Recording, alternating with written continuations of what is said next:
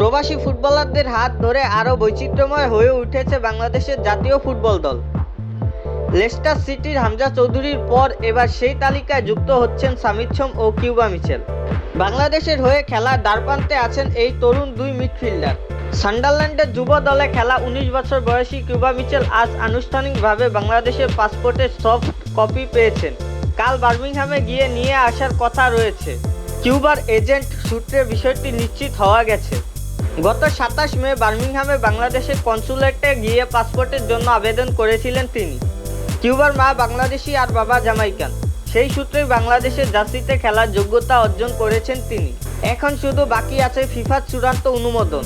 FIFA player status কমিটির ছাড়পত্র পেলেই বাংলাদেশের হয়ে মাঠে নামতে পারবেন কিউবা। সবকিছু ঠিকঠাক থাকলে ১০ জুন ঢাকায় সিঙ্গাপুরের বিপক্ষে ম্যাচে দেখা যেতে পারে তাকে। এদিকে সামিদ সোমকেও দেখা যেতে পারে ওই একই ম্যাচে।